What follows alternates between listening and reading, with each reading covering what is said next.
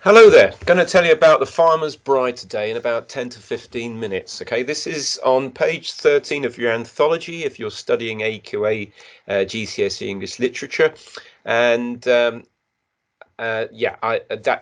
where you can find it. But I will going through it stanza by stanza, which will be on the PowerPoint anyway. We're going to talk about metre first, and then we're going to a little bit of background on Charlotte Mew, and then we will look at a possible question.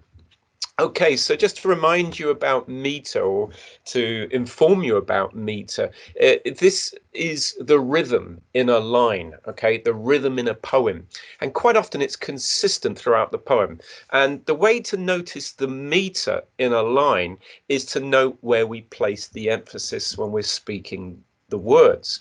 Now, the first line of the poem, the Farmer's Bride, is 3 summers since I chose a maid. Okay, so 3 summers since I chose a maid. That's just saying it normally. Notice where I place the emphasis. 3 summers since I chose a maid. You'll notice that it goes on alternate syllables. 3 summers since I chose a maid. If you said it the other way around, it wouldn't make sense. Yeah, 3 summers since I chose a, it wouldn't make sense. So it's what we call iambic. It's every other beat. Okay, the first one being sort of quite silent. 3 summers since I chose a maid. Okay, and that's 4 beats. 3 summers since I chose a maid. So 4 beats we call tetrameter. All right, tetrameter. It's easier for 3 beats, trimeter. If it's 5 beats, we call it pentameter, which is how Shakespeare usually wrote.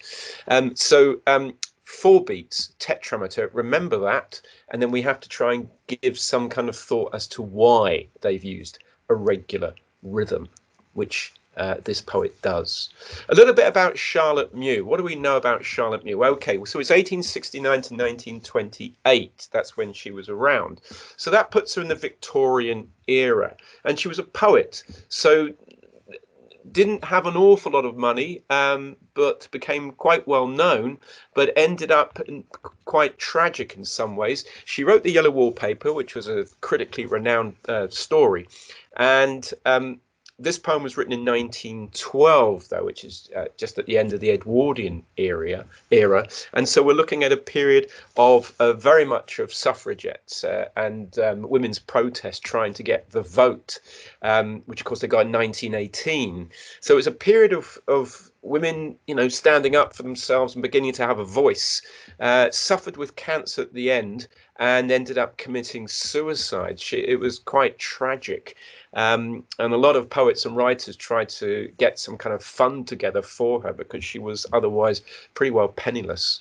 So quite a tragic life in many ways. But stanzas 1 and 2, well, what do we notice? Well, we've already talked about the first line, 3 summers since I chose a maid. And so it's been 3 years since I, first person, this is a person speaking from their own voice, the speaker. 3 summers since I chose a maid, too young maybe, but more's to do at harvest time than bide and woo. We know it's a farmer. We can hear from this that it's harvest time, and we're speaking in what we could call a colloquial accent there, bide and woo. It's the kind of language and dialect of the farming community. We could say Somerset, Dorset, perhaps that sort of community, that area. So we've immediately got first person, we've got colloquial accent, and we know it's an iambic tetrameter meter in the first line. Just look at the second line. Too young may be, but more's to do. All right, notice the emphasis. Too young may be, but more's to do. That's 4 beats again, alternately. Tetrameter again, at harvest time than bide and woo. 4 beats. So we got tetrameter, 4 beats throughout this first 3 lines here. When us was wed, she turned afraid. There it is again. Okay, so it's a consistent meter of 4 beats, tetrameter. Why? Well, it creates a sense of harmony, and that harmony suggests that everything's going well. And sometimes it can work in reverse, but in this particular case, it suggests that, it's all, it's been 3 summers since a chosen maid, too young may be, but there's more to do at harvest time than make romantic gestures, bide and woo. When us was wed, she turned afraid. Suddenly we get that change at the end of the stanza there. When us was wed, she turned afraid. What's going on? It's initially a sense of harmony here, but at the same time something's not quite right. And you notice the way that inset of the stanza at the end of the stanza, and maid and frayed, do and woo. So we've got an ABBA rhyme scheme. It seems to be quite consistent. Okay, so consistent rhyme, consistent rhythm, but something's not quite right at the end. When us was wed, she turned afraid. So let's move on to the second stanza. Afraid of love and me and all things human. So the stanza runs on to the next stanza. It's an enjambment, right, where that line finishes, turned afraid. And poets leave that enjambment for a reason. Okay, so they're saying turned afraid, but afraid of what? And then sort of next stanza we get of love and me and all things human. Well, that's a lot of things, isn't it? It's, it's love, me, all things human. So it's his version of events, and it suggests that things aren't quite right from his perspective, like the shut of a winter's day. Her smile went out and 'twasn't a woman. All right, 'twasn't again. Notice that dialect, that colloquial dialect. 'Twasn't a woman, more like a little frightened fay. Notice the alliteration of frightened fay, and a fay being like a fairy. One night in the fall she runned away. Runned, obviously colloquial again. All right, so we get this sense of we got a rhyme there, day and fay and away, but it's not ABBA necessarily, human and woman. The rhyme schemes become a little bit, it's there, but it's not the ABBA regular. Let's look at the meter again. Of love and me and all things human.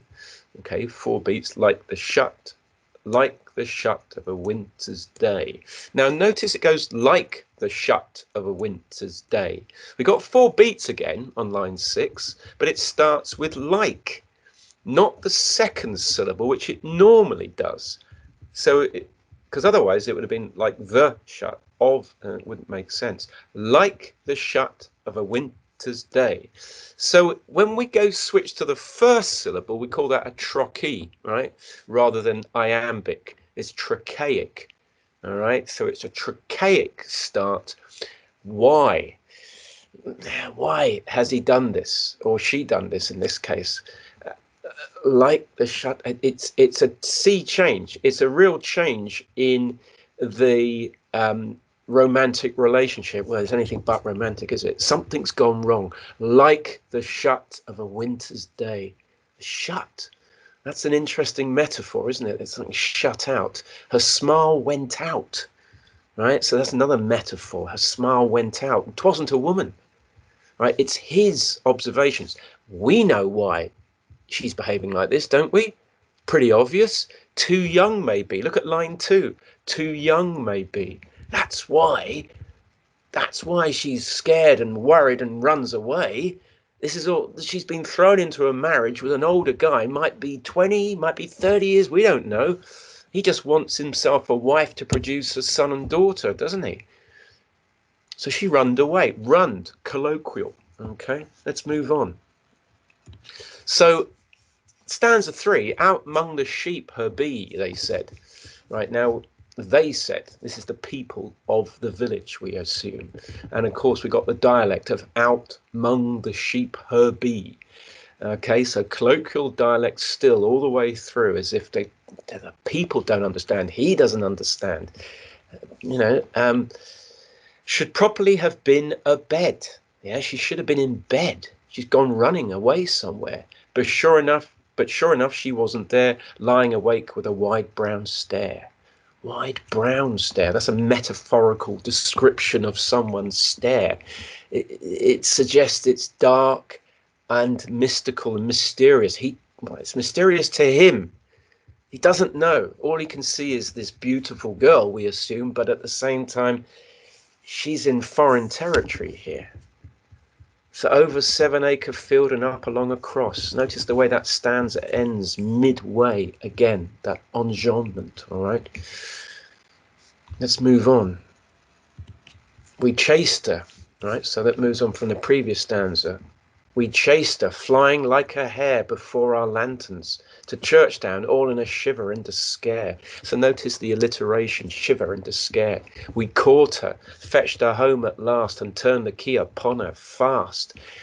This is awful, isn't it? This poor girl is running like a hare, and a simile, like a hare, all the way to the local town, to Churchtown, okay, when they just assume we know because he's speaking like he's speaking to a local or a friend. Before our lanterns. He really doesn't understand why she's running. And there she is, all a shiver and a scare. He just regards her like another animal, doesn't he? We caught her, fetched her home at last, and turned the key upon her fast. Locked her up, all right? Locked her up. This poor young, we don't know how old, 15, 16 years old perhaps, completely naive to the world, told to get married to this farmer, we assume, because it's money and security. It's the early 1900s. Right, women didn't work, and if they did work, you know, they would hopefully find themselves a rich husband because they had no other means otherwise. So we get these last, not these last two, but we get stanzas 5 and 6. She does the work about the house as well as most, but like a mouse. Okay, so we're back to the present moment, it seems. That was all in the past. Now this is where we are now. Okay, present tense. She does the work about the house as well as most, but like a mouse. Notice this continual reference to animals, like a, simile, like a mouse. It was like a fay or a hare before. Happy enough to chat and play with birds and rabbits as such as they, so long as menfolk keep away, right? Well, we know why, don't we? Because men are going to want something from her. But animals don't demand anything from her necessarily, apart from predictable things like food and water, and are friendly and communal. And she just wants to be amongst the animals. Don't blame her. Not near, her eyes beseech. Notice that not near. That's the exclamation mark coming from her. Although she doesn't actually say it, it's her eyes that say it. When one of us comes within reach, right? She's terrified of them. She knows what they might do, and he might have tried it on already, because it's his conjugal rights as a husband, you know, he might assume. The women say that beasts in stall look round like children at her call. I've hardly heard her speak at all. Notice that I've in italics there, because it's his voice. Now, when it's first person narrator, it's somewhat unreliable. It's just his voice and his version of events. We'd like to hear what her version would be.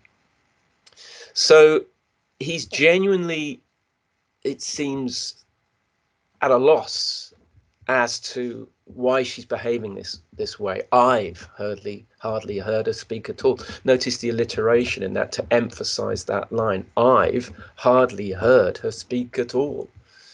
All right, so we've got the exclamation of not near, and then we've got the italics of I've and the alliteration of hardly heard. Okay, we've also got, let's just look at the meters still. She does the work about the house, 4 beats, as well as most, but like a mouse, 4 beats. Happy enough to chat and play. Okay, and it goes on. So it seems to be a consistent meter throughout the poem. All right, now that's interesting because, you know, it's becoming darker and more depressing in some ways for the girl. He seems to think, what can we say about the meter? If it's consistent all the way through and there's a rhyme, it tends to create that sense of harmony. Now, it's beginning to work against it. What's going on in the poem, we're seeing beyond the speaker. The speaker is sort of, as if they're talking to you in a pub, is relaying this in their colloquial dialect. You know, I can't understand what the problem is. And we are noticing through this this rhyme and rhythm and this perfectly reasonable state of events to the farmer. You know, we caught her, we've locked her up, we've done all these things. I just can't understand. But there's a certain sense of predictability and unknowing sense of what shall we say, confusion at her behavior. But everything else is fine. You know, we've got the house, we've got the I've got a reasonable farm, I've got the friends in the village, I've got, you know, and they'll all go out hunting her. There's a sense of sort of like, this is the way things are done. And I think that's what we could say the metre is reflecting in this poem. But of course, it's working against what is going on in our minds. And, you know, there's something wrong here. And the final stanzas, we have Shires Leverette. Okay, that's a young hare, swift as he, straight and slight as a young larch tree, sweet as the first wild violet she, to her wild self, but what to me? It's an awful lot of S's there. There's a lot of sibilance, there's a lot of alliteration, and a lot of similes, you know, towards natural imagery, violets, larch tree, young hares, you know, all reflecting her youth and natural inclinations.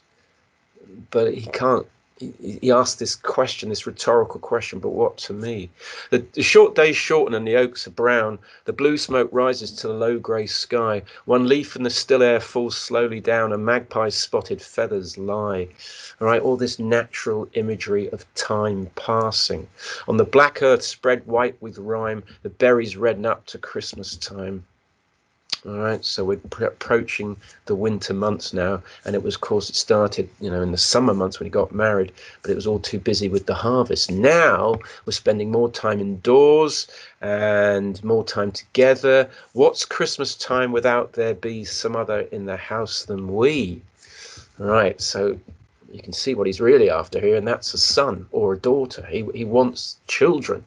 It seems the natural course of events, but of course you can't just demand these things and grab your woman and expect it all to just happen. But that's the way it is in this seemingly harmonious, constant meter rhyming world that he's in. What's Christmas time without there be some other in the house than we? Notice the colloquialism, without there be some other in the house than we. You know what? We've got to have some children. This whole rhyme and meter reflects this sense that, you know, why can't I have these things? It's, you know, it's just natural and harmonious to have a child by now. So we end up once again with the present situation. She sleeps up in the attic there, alone, poor maid. 'Tis but a stair betwixt us. Oh my God, the down, the soft young down of her, the brown of her eyes, her hair. All right, it's a lot of repetition in this, right? It's a lot of repeated words like brown. Okay, so it's the brown of her eyes, her hair. Okay, obviously alliterated her hair, really emphasized there, and with an exclamation mark on the end. He's really becoming emotionally distraught, maybe out of control. We don't know what he's going to do about this, and he's saying, "'Tis but a stair." Notice the enjambment betwixt us. "'Tis but a stair." That's all it is, betwixt us, between us. And it's, you know, this exclamation, oh, exclamation mark, my God, exclamation mark, the down repeated, down is once, but brown is repeated, down is repeated, brown is repeated, eyes, and hair. So we've got this really real sense of losing control here. Now, don't forget, Charlotte Muse writing this, and she's writing it, but using a male perspective. And we can easily, I think, you know, in this time and day, and sense how the woman is feeling in this situation. But at the same time, we understand what this first person narrator is what's going on in their head, their sense of derision and confusion in their relatively simple farmer's country life where things are done in a certain way, and I grab myself a wife and we produce an heir and we're both happy. And why isn't it happening amongst all this, you know, nature's natural beauty and the way things are? And of course, there she is, like a young animal to him, up in an attic, and there's just a stair between us. Well, is that stair going to be all to stop them? Will he wander up that stair, or stomp up that stair and take her by force at the end? We don't know, but there's a suggestion of that at the end. Okay, so that's, well, you know, that is it. That's the Farmer's Bride, which I feel is quite a tragic poem in some ways, because the farmer doesn't understand why she's so scared. She is also thrown into this marriage without a chance to, it seems, to have anything to say in it at all, and is terrified and would rather be with the animals, would rather be on her own by the sounds of it than with him or with the other men that are coming around. It's quite a threatening world. She's terrified, he's confused, and where's this going to go? Well, divorce wasn't done in 1912. It wasn't a regular thing, so that's not going to happen. Who knows? But it doesn't look like it's a particularly happy situation. But such is the time. Such is the way women were treated. Such is the way, you know, the farming community might have expected things to turn out. All right. So the Farmer's Bride. Hope that's been of use. Thank you very much.